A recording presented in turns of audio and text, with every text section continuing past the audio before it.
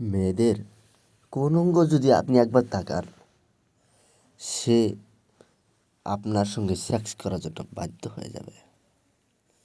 আপনি মেয়েদের কোন অঙ্গে যদি একবার আপনার চোখ লাগে, তাহলে সে মেয়ে আপনার সঙ্গে সেক্স করার জন্য, সে মেয়ে আপনার সঙ্গে মিলন করার জন্য, সে মেয়ে আপনার জন্য মানে মেলামেশা করার জন্য সে দেওয়ানা হয়ে যাবে। শুধু আপনি এই মন্ত্রখানা যেটা স্ক্রিনে দেওয়া আছে, এই মন্ত্রখানা মাত্র 41 বার পরে 41টা আপনি নিজের বুকে ফুঁক দিয়ে তারপর আপনি চলে যাবেন। 41 বার মন্ত্র পড়বেন, আবার 41টি নিজের বুকে আবার ফুঁক মারবেন। মারার পরে আপনি কোথাও দেখবেন না, শুধু একটি জায়গায় দেখবেন।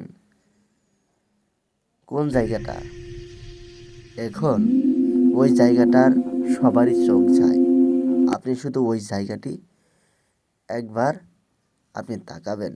তাকানোর সঙ্গে সঙ্গে সে মেয়ে আপনার জন্য দেওয়ানা হয়ে মিলন করার জন্য, বাধ্য হওয়ার জন্য, আপনার কাছে আসার জন্য সে দেওয়ানা হয়ে যাবে।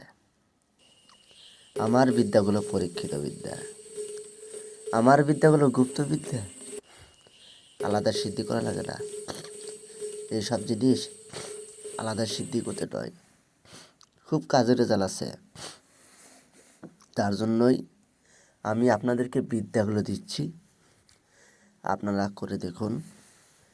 আর কেমন রেজাল্ট করে আপনি নিজেও বুঝতে পারবেন এবং অপরকেও জানাতে দিতে পারবেন। তো আপনি অনেক তন্ত্র মন্ত্র যন্ত্র ক্রিয়া অনেক কিছু ব্যবহার করেন, কোনো মন্ত্রে আপনার রেজাল্ট আসে না। আপনি তো ভাবছেন মন্ত্র তাহলে তো ভুল, যন্ত্র ভুল, এইসব যা জিনিস দিয়েছে সব ভুল। না দাদা, দুনিয়াতে যদি সব কিছু ভুল হতো তাহলে মানুষ থাকতো না। কারণ কিছু না কিছু হলে শক্তি আছে, সব কিছু ভুল হতে পারে। আপনি কি নিজে শুদ্ধ? আপনি আগে নিজে শুদ্ধ হয়ে যান। আপনি দুনিয়ার মিথ্যা কথা বলেন, বিড়ি খান, মদ খান, গাঞ্জা খান, ঘুষ খান, কারো টাকা মেরে খান, আবার নাহক কথা বলেন, আবার মিথ্যা কথা বলেন। তাহলে কি আপনি অশুদ্ধ না অশুদ্ধ? আপনি নিজে আগে শুদ্ধ হবেন, হওয়ার পরে তারপর আপনি মন্ত্রকে ধস দেবেন। মন্ত্র কিন্তু কারো নয়, মন্ত্র কারো নয়, মন্ত্র আপনার কথা মতো চলবে, কারো বংশবুনিয়াদের মতো কথা চলবে না।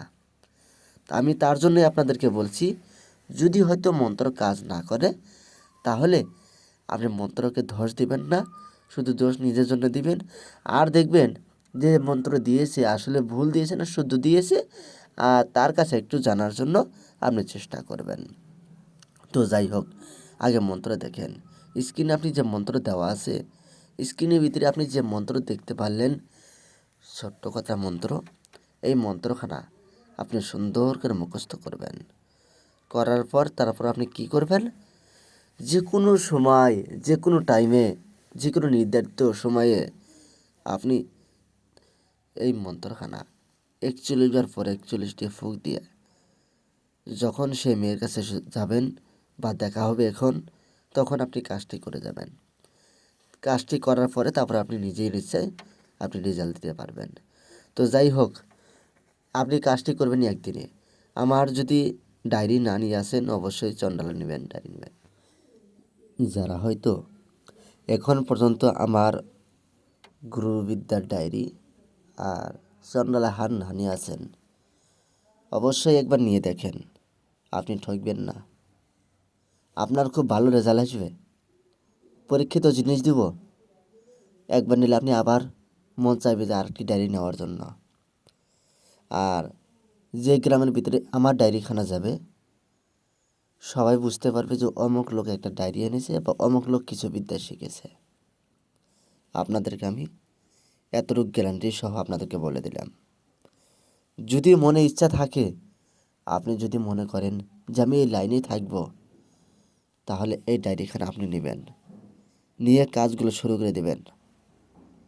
তারপরে লোক আপনার উপরে তাকিয়ে থাকবে, লোক হয়রান হয়ে যাবে, দুশ্মনী করা বাদ দিবে, কামলা বাসা ছেড়ে দিয়ে আপনার কাছে চলে আসবে। যে যাই হোক না কেন আপনার কাছে আসার জন্য বাধ্য হয়ে যাবে। আমি ভুল বলছি না, আমি মিথ্যা বলছি না।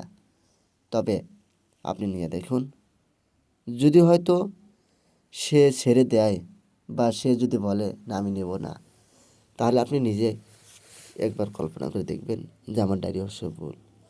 তো যাই হোক, যদি ভালো লাগে অবশ্যই আমার চ্যানেলটা সাবস্ক্রাইব করবেন, আর ভিডিওতে একটি করে লাইক দিবেন। সকলে ভালো থাকবেন, সুস্থ থাকবেন। ধন্যবাদ আমি এখানে কামনা করি। খোদা হাফেজ।